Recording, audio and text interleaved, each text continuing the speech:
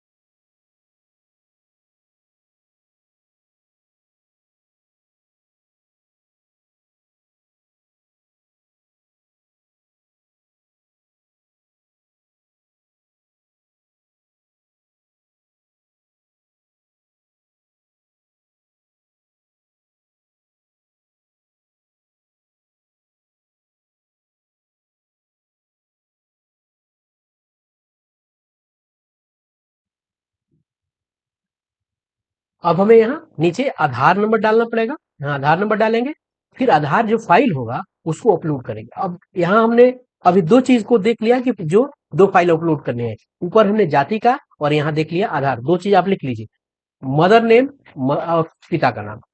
Permanent address आप पूरा डालेंगे। डिस्ट्रिक्ट है उसको सिलेक्ट करेंगे, अपने परमानेंट एड्रेस का स्टेट सिलेक्ट करेंगे। आपको पिन कोड सिलेक्ट करना है। क्लियर है? उसके बाद आता है permanent address and correspondence address are same. अगर दोनों सेम हो तो इसको चेक कर दीजिएगा, तो ऊपर वाला कॉपी नीचे हो जाएगा। अगर अलग अलग होगा आप अलग अलग सेलेक्ट कीजिए। उसके बाद आता है टीचर इन्फॉर्मेशन। टीचर इन्फॉर्मेशन में आपको क्या डालना है, टाइप ऑफ नियोजन इकाई। टाइप ऑफ जो नियोजन इकाई आपका होगा वो सारा का सारा आप यहाँ से सिलेक्ट करेंगे। पंचायत, प्रखंड, जिला परिषद, नगर पंचायत जो आपका होगा उसे सिलेक्ट करेंगे। उसके बाद वर्तमान पोस्टिंग इकाई का नाम आपको डालेंगे। जो आपका नियोजन इकाई अभी होगा वर्तमान में, ध्यान रखना है वर्तमान में, वहां डालेंगे। उसके बाद आता है आपका यहाँ टाइप ऑफ टीचर, स्थानीय निकाय नियमावली के अनुसार किस प्रकार के टीचर हैं आप, पंचायत टीचर हैं क्या है। ऊपर चूंकि आपने यहाँ सेलेक्ट अगर कर लिया होता, प्रखंड मान लिया कर लिया होता, उसके बाद आता है तब यहाँ खुलेगा कि आप 1 to 5 में है तो 1 to 5 में जनरल सब्जेक्ट मान लिया 1 to 5 आपने सिलेक्ट कर लिया, तो यहाँ आपको क्या कहेगा, वो जनरल सब्जेक्ट और लैंग्वेज आप अंग्रेजी के अलावा आपको यहाँ चूज करना पड़ेगा। आप हिंदी में है, बांग्ला में है, उर्दू में है, ठीक है, जिसमें होंगे आप उसमें सेलेक्ट कर लेंगे। क्लियर? और मान लीजिए ये तो 1 to 5 के लिए हो, मान लीजिए आप 6 to 8 के लिए, तो 6 to 8 सिलेक्ट करेंगे और आपको यहाँ सब्जेक्ट सिलेक्ट करना पड़ेगा। बस यहाँ जो भी सब्जेक्ट, जिस सब्जेक्ट के टीचर है, हिंदी, अंग्रेजी, संस्कृत, मैथ्स, साइंस, बांग्ला, जिसके भी होंगे, यहाँ बस आपको 1 to 5 में थोड़ा ध्यान रखने की जरूरत है। 1 to 5 में जनरल सब्जेक्ट के ही लोग होते हैं, ये इंग्लिश ये सब बाय डिफॉल्ट रहेगा। आपको बस अपना लैंग्वेज यहाँ ध्यान रखना है। अगर आप हिंदी वाले टीचर है, उर्दू और बांग्ला नहीं वाले टीचर नहीं है, तो आप हिंदी यहाँ सिलेक्ट कर लेंगे। क्लियर है? ठीक है, और आप आगे बढ़ जाएंगे। चलिए, अब उसी तरह है आपका ये फिजिकल टीचर का है, फिजिकल टीचर वाले भी इसी तरह से करेंगे। चूंकि यहाँ 9-10 इसलिए नहीं दिखा रहा है, यहाँ जिला परिषद में वो आता है, जिला परिषद में जैसे करेंगे 9-10 यहाँ आ गया ना, इसीलिए यहाँ नहीं दिखा रहा होगा। तो आप चूंकि कैटेगरी आपने डिसाइड किया था, पंचायत में वो केवल 1 to 5 का ही दिखाएगा। चूंकि प्रखंड टीचर में 6 to 8 आते हैं, तो यहाँ 6 to 8 वाला दिखा रहा है। यही आपको कंफ्यूज नहीं होना है। अब देखिए, नियोजन लेटर नंबर, नियोजन पत्र संख्या, उसका नियोजन पत्र का संख्या लिखना है, उसके बाद नियोजन डेट लिखना है। अब यहाँ उसको अपलोड कर देना है। 3 फाइल अपलोड करने की बात आ गई, जाति का, आधार का, उसके बाद नियोजन सर्टिफिकेट का। उसके बाद आता है स्कूल, वर्तमान स्कूल का जिसमें अभी कार्यरत है, उसका आपको क्या दे देना है, डायस कोड देना है, स्कूल का पोस्टिंग स्कूल का नाम देना है, उसके बाद ब्लॉक देना है और पदस्थापित जिले का नाम देना है। उसके बाद आपका आता है 3 जिले का सिलेक्शन, जिस जिले में आप प्रायोरिटी देते हैं अपने, किसके लिए, जहां आप ट्रांसफर चाहते हैं। पहला या जिसको सिलेक्ट कर लीजिएगा, दूसरे में वो नहीं आएगा। यानी तीनों में अलग अलग जिला आपको सिलेक्ट करना पड़ेगा, अलग अलग आएगा भी नहीं। मान लीजिए यहाँ से आपने अररिया सेलेक्ट कर दिया, तो देखिए दूसरे में अररिया नहीं आएगा वो। यहाँ आपने अरवल सेलेक्ट कर लिया, देखिए अररिया और अरवल दोनों गायब हो गए। क्लियर है? तो इस तरह से हमको काम ये करना है। अब आगे देखते हैं, उसके बाद आता है डिटेल ऑफ एजुकेशन क्वालिफिकेशन। यहाँ ध्यान रखिएगा कि क्वालिफिकेशन में जो है ना, मार्कशीट और सर्टिफिकेट दोनों को आपको सिंगल पीडीएफ में मर्ज करके एक ही पीडीएफ में दोनों को बनाना होगा, और सबका साइज आपका अलग अलग है। इस चीज को ध्यान रखने की जरूरत है। क्लियर है? चलिए इसको देख लेते हैं कि क्या है और कैसे है। देखिए, मैट्रिक में है, ये बोर्ड का नाम, यूनिवर्सिटी का नाम, उसी तरह सबका मैट्रिक, इंटरमीडिएट, ग्रेजुएशन में सबको आपको डालना होगा। स्कूल का नाम, कॉलेज का नाम, जो इंटरमीडिएट में, ग्रेजुएशन में और आपको पोस्ट ग्रेजुएशन में। इसको ध्यान देने की जरूरत है कि आपने अगर 1 to 5 में अपने आप शिक्षक हैं, तो वहां मैंडेटरी होगा मैट्रिक और इंटरमीडिएट। अगर 6 to 8 के टीचर हैं, तो ग्रेजुएशन तक की सर्टिफिकेट मैंडेटरी होगा, क्योंकि बहाली की अर्हता आपकी वैसे ही थी। आप 11-12 में होंगे, तो पोस्ट ग्रेजुएशन तक की अर्हता आपको डालनी पड़ेगी वहां। क्लियर है? अब देखिए, यहाँ सारी इंफॉर्मेशन जैसे जैसे जो पूछ रहा है, वो सब passing year, full marks, obtain division, सारे कैटेगरी में डाल देंगे। उसके बाद यहाँ पीडीएफ आपको अपलोड करना है। कुछ लोग कहेंगे सर 1 to 5 में है लेकिन ग्रेजुएशन में है। देखिए, क्योंकि आपकी अर्हता जो है 1 to 5 में बहाल होने के लिए इंटरमीडिएट है, आप अगर चाहें ग्रेजुएशन तक चाहे तो डाल सकते हैं, नहीं भी डालिएगा तो कोई दिक्कत नहीं है। हाँ, लेकिन 6 to 8 का अगर कोई टीचर होगा, वो ग्रेजुएशन का नहीं डालता है, तब दिक्कत है।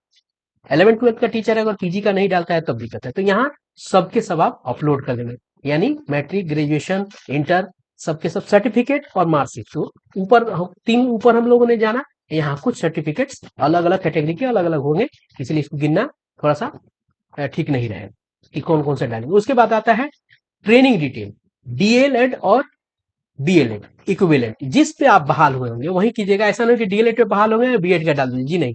उसके बोर्ड का नाम, उसके स्कूल का नाम, कॉलेज का नाम, पासिंग ईयर, फुल मार्क्स, कितना मार्क्स आया, डिवीजन कौन सा था, परसेंटेज कितना था। उसके बाद इन दोनों का सर्टिफिकेट आप यहाँ से दोनों अलग अलग डालेंगे। ठीक है? डीएलएड का होगा तो डीएलएड का डालिएगा, बीएड पे बहाल होंगे तो बीएड डालिएगा। क्लियर? उसके बाद आ जाता है आपको एलिजिबिलिटी टेस्ट, देश टीचर एलिजिबिलिटी टेस्ट। यहीं से आपको, यही दक्षता यहाँ भी है, एलिजिबिलिटी टेस्ट में भले लिखा है लेकिन यहाँ दक्षता भी है, तो दक्षता सेलेक्ट कीजिएगा और सारी चीजें डाल दीजिएगा।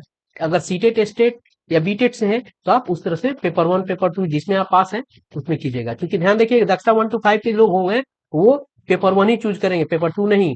अगर 6 to 8 नहीं, देखिए यहाँ बोथ नहीं, जो लोग बोथ में सिलेक्ट हुए होंगे वोट भले डाल देंगे, लेकिन दक्षता में 1 to 5 में सब लोग पेपर 1 में ही पास हुआ है, तो दक्षता में ये ध्यान जरूर रखेंगे। उसके बाद आता है आपको ये पेपर 1 ध्यान रखना है दक्षता वालों को।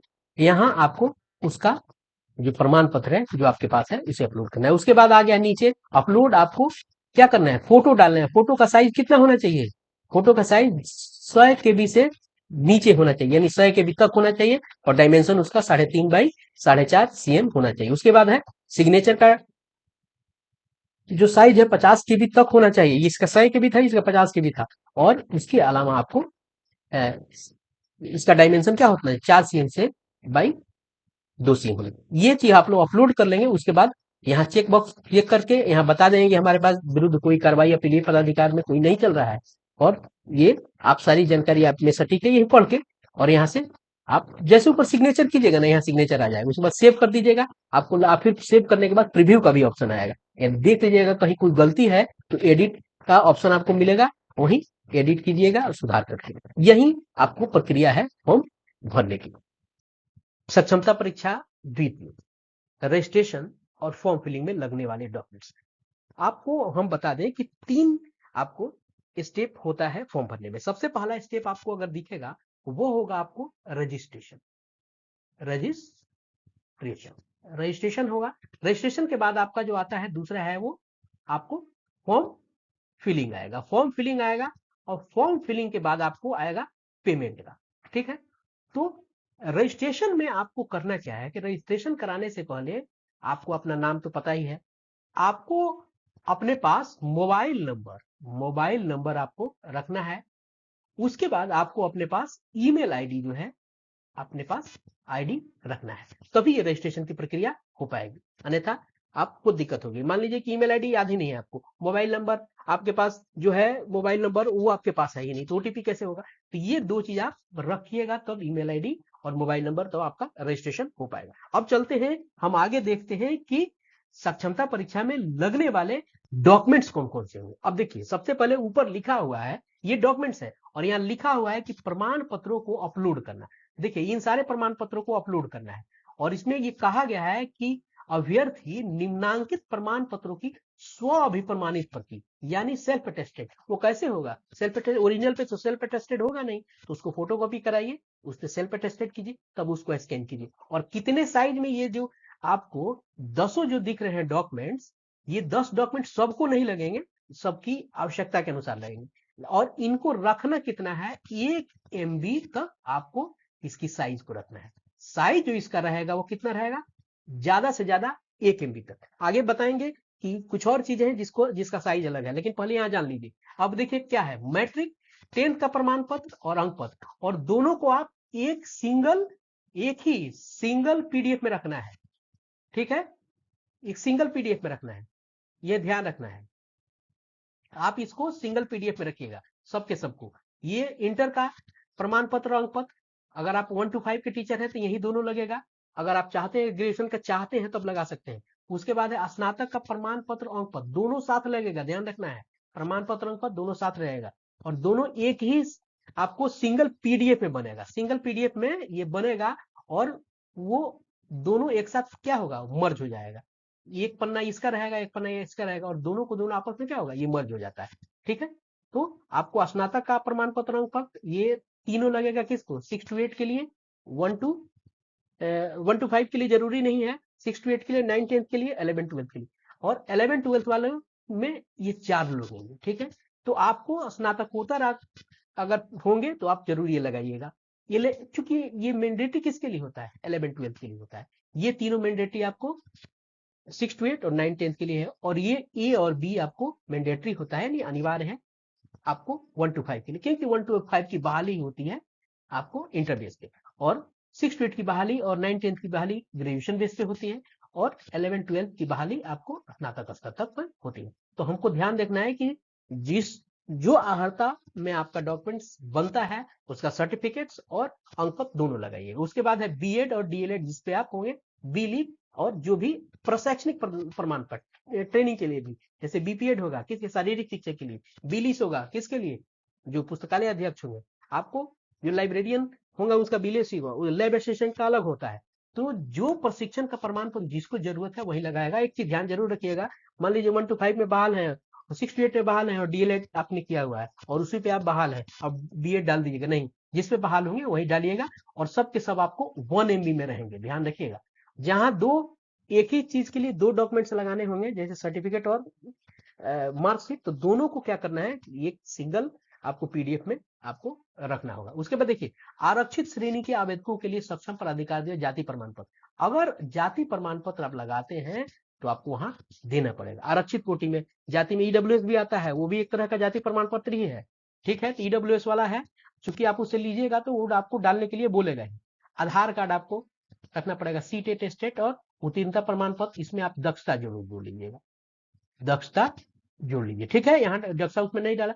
नियोजन इकाई द्वारा नियुक्ति पत्र और दिव्यांग अगर आवेदक है उसके लिए प्रमाण पत्र, ये सारे के सारे प्रमाण पत्र आप स्कैन कॉपी में रखना है। और स्कैन कॉपी कब होगा, उस पे जब स्वभिप्रमाणित हो जाएगा उसके बाद। ये 10 डॉक्यूमेंट्स जिसमें से ये सबको नहीं लगेगा, ये सबको नहीं लगेगा, ठीक है। और तो लगभग सबको लगने हैं, सबको लगने हैं, लेकिन ध्यान रखना है उसमें सर्टिफिकेट्स वाले में अपना ध्यान रखिएगा कि आप इंटर तक वाला ही है, यानी 1 to 5 वाले हैं, 6 to 8 वाले हैं, तो वो अपनी अर्हता के अनुसार ये सर्टिफिकेट आपको तैयार रखना है और यही सारी चीजें लगेंगी। आइए आगे देखते हैं। इसके अलावा भी एक चीज लगेगा और वो है आपको आपका फोटोग्राफ और हस्ताक्षर।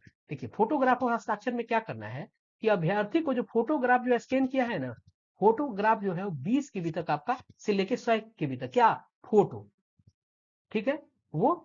और उसका डायमेंशन क्या होगा, 3.5 बाई 4.5 cm होना चाहिए। और हस्ताक्षर भी स्कैन किया होना चाहिए और वो आपको 50 KB तक होना चाहिए, हस्ताक्षर 50 KB तक और आपको फोटोग्राफ 100 KB तक होना चाहिए। यही सारी चीजें आपको डॉक्यूमेंट लगेंगी। उधर 10 लगे और यहाँ ये 2 चीजें लगी, ठीक है, ये चीज आपको लगेगा। उसके अलावा आपको अपना मोबाइल नंबर, ईमेल आईडी भी आपको रखना है। ध्यान रखिएगा ये 10 चीजें में सबको नहीं लगेगा।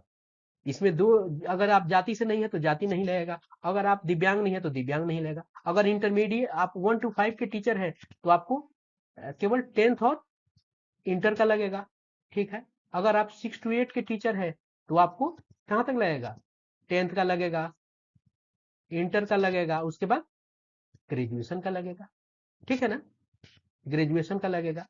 उसके बाद अगर यहाँ सेम कंडीशन आपको 9th 10th में भी है, उसके बाद 11th 12th में है तो 11th 12th वाले को लगेगा क्या, 10th, इंटर, इंटरमीडिएट, उसके बाद ग्रेजुएशन। ग्रेजुएशन में यहाँ पूरा लिखना मैं नहीं, आप संकेत से समझिए। उसके बाद आपको है पीजी, पीजी वाला पोस्ट ग्रेजुएशन का, ये सर्टिफिकेट लगेंगे जिसको जो जरूरत है। तो यही डॉक्यूमेंट्स आपको लगने वाले हैं। आशा है आपको इससे फायदा हुआ होगा और आप इससे लाभान्वित होंगे। तो जल्दी ही मिलते हैं नए वीडियो के साथ। इस वीडियो में इतना ही, धन्यवाद। आप अपना ख्याल रखिए और यदि आपको वीडियो पसंद आया तो लाइक कीजिए, लोगों के साथ शेयर कीजिए। थैंक यू सो मच, जय हिंद।